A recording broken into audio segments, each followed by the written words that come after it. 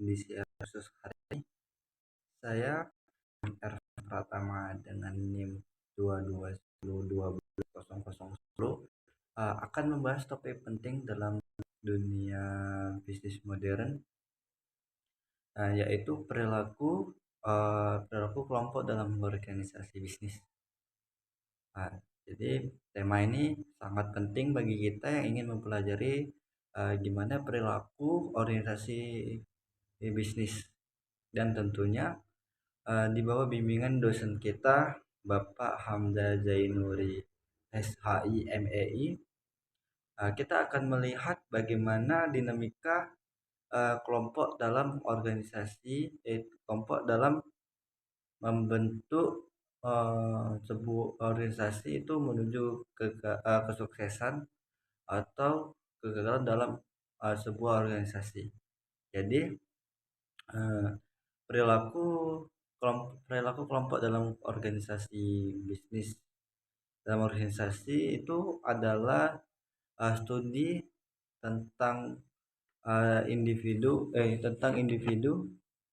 di dalam suatu kelompok. Nah, ya, itu berinteraksi, berperan, dan berfungsi secara bersama-sama. Itu dalam konteks ini kelompok itu terkait itu bukan sekedar kumpulan orang, tetapi entitas sosial itu yang memiliki tujuan dan pola kerjasama uh, di dalam organisasi. Kelompok itu dapat dibentuk secara formal seperti tim proyek atau departemen, atau secara informal itu berdasarkan hubungan interpersonal di antara para anggota. Oke, perilaku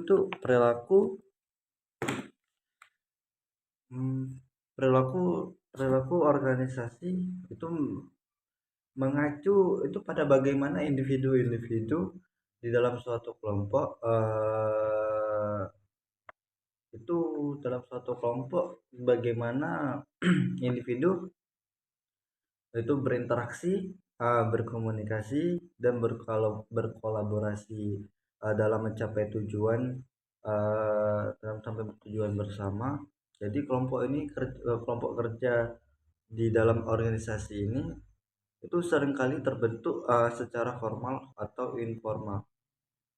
Itu kelompok formal itu biasanya dibentuk berdasarkan struktur organisasi, sedangkan kelompok yang informal itu lebih bersifat spontan atau itu didasarkan pada hubungan sosial antar individu.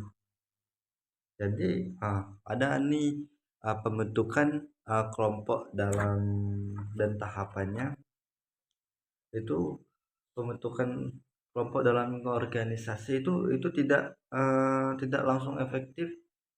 Biasanya mereka melalui lima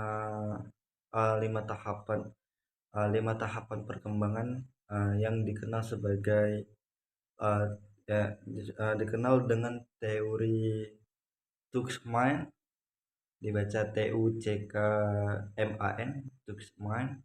Itu yang pertama itu yaitu tentang forming. Jadi forming ini itu adalah tahap awal pembentukan mereka ini melalui di mana mereka ini anggota baru yang mulai berinteraksi. Jadi mereka masih meraba-raba itu harus bagaimana tugas dan peran mereka masing-masing. Yang kedua itu ada storming.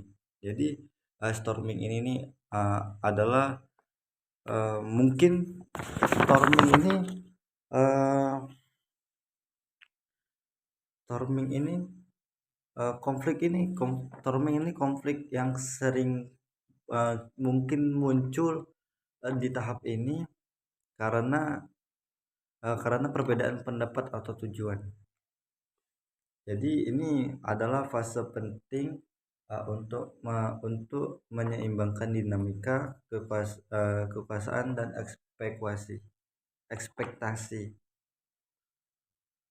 Yang ketiga itu adalah norming, itu pada tahap ini tuh anggota kelompoknya itu mulai menyepakati norma dan cara kerja yang mereka sepakati itu untuk menciptakan harmoni dalam dan komitmen terhadap tugas yang ada. Jadi selanjutnya itu ada performing. Jadi performing ini adalah kelompok mencapai puncak kinerjanya. Pada fase ini tuh mereka bekerja secara produktif dan efektif. Itu berfokus pada pencapaian untuk tujuan bersama. Dan selanjutnya itu yang terakhir ada yang kelima itu adalah adjourning. Itu ada setelah tujuan tercapai itu kelompok ini bisa saja dibubarkan atau terutama untuk proyek sementara. Jadi kalau misalkan ada pembentukan pasti sudah jelas ada pembubaran atau mungkin ada proyek selanjutnya itu bisa terbentuk kali. Oke, selanjutnya itu kita ada itu faktor faktor faktor yang penentu aktivitas dalam suatu kelompok. Jadi ada sejumlah faktor itu yang mempengaruhi apakah kelompok ini dapat bekerja sama dengan baik, eh, bekerja sama dengan efektif atau tidak. Jadi misalnya gaya kepemimpinan yang tepat waktu pasti akan mempengaruhi produktivitas dan kohesivitas kelompok. Itu sementara komunikasi yang efektif itu pasti akan memperkuat hubungan dan mengurangi konflik tiap kelompok individu dalam kelompok itu. Di antaranya itu seperti kayak kepemimpinan kepemimpinan. Jadi pemimpin yang efektif itu tidak hanya itu mampu mengarahkan anggota-anggotanya untuk mengarahkan tugas, tetapi itu juga sebagai mendukung hubungan interpersonal antara anggota. Jadi itu gaya kepemimpinan itu yang yang inklusif itu dan mendukung itu bisa membuat kelompok itu lebih kohesif atau lebih dapat bekerja sama dengan baik. Dan selanjutnya itu komunikasi. Jadi ini komunikasi itu adalah hal yang paling penting untuk hubungan intelektual antara tiap anggota individu. Itu komunikasi yang terbuka itu eh, komunikasi yang terbuka dan jelas itu kita sangat krusial itu dalam mencegah adanya konflik adalah miskomunikasi atau konflik.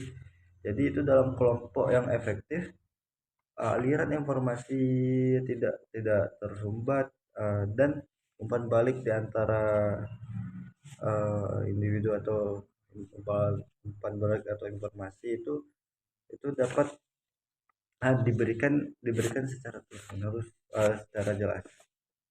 Jadi selanjutnya itu ada norma norma kelompok. Tadi itu norma ini itu adalah aturan tak tertulis. Jadi itu yang dipegang oleh anggota kelompok. Jadi misalnya itu apakah kelompok ini menghargai kolaborasi atau kompetisi.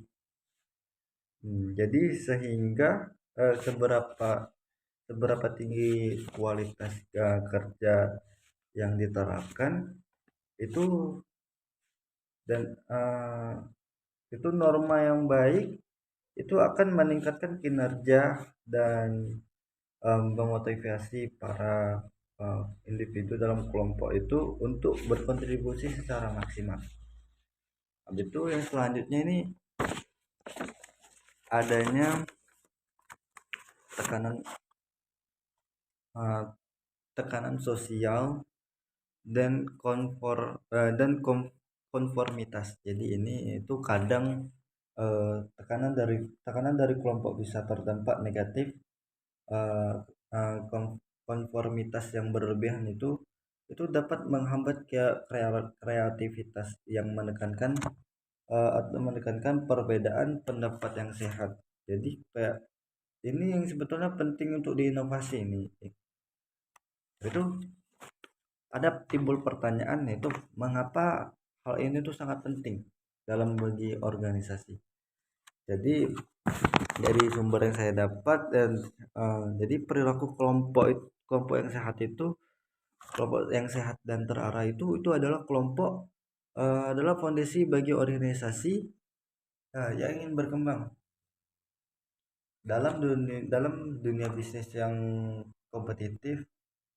Kesuksesan itu bukan hanya ditentukan oleh kemampuan individu, tetapi oleh bagaimana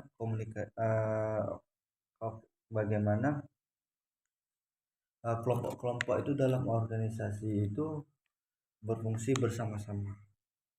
Tim yang kohesif itu dengan komunikasi yang lancar, norma yang kuat, dan kepemimpinan yang tepat, itu pasti akan lebih siap menghadapi tantangan, menciptakan inovasi, dan mencapai tujuan dalam organisasi. Jadi sebaliknya, kelompok yang gagal dalam membentuk norma dan menyelesaikan konflik itu bisa memperlambat perkembangan organisasi itu secara keseluruhan. Itu konflik ini nih tidak tidak ya, konflik yang tidak dikelola atau diselesaikan dengan baik itu, dan komunikasi yang buruk dan kepemimpinan yang tidak efektif itu bisa merusak motivasi dan moral karyawan. Oke, selanjutnya itu kita ada bagaimana itu memahami perilaku kelompok dalam organisasi. Itu sangat penting bagi kita, terutama bagi para pemimpin seperti kawan-kawan sekarang. Itu para pemimpin masa depan, pemimpin perusahaan, dan pemimpin keluarga. Jadi itu dengan memahami bagaimana kelompok itu berfungsi secara garis besarnya, itu kita bisa menciptakan lingkungan kerja yang mendukung kerjasama, inovasi, dan kesuksesan jangka panjang. Jadi jangan remehkan kekuatan kelompok dalam organisasi, karena di balik kesuksesan besar seringkali ada sinergi dari tim yang kuat. Demikian laporan khusus hari ini. Saya Muhammad Ervan Pratama melaporkan untuk perilaku kelompok dalam organisasi bisnis. Terima kasih atas perhatiannya, dan sampai jumpa di pembahasan selanjutnya.